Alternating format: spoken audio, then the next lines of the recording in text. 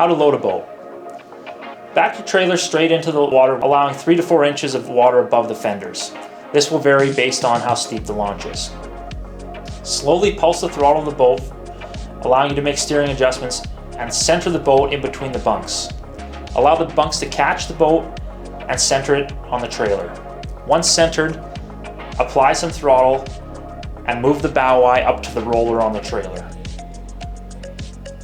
Hook up your safety chain, winch it up, turn off your boat's engine, and pull the boat up and out of the water.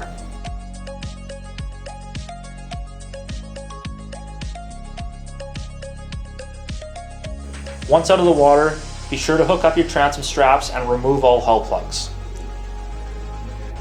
Following this, ensure that your ballasts are empty so you do not haul water down the road.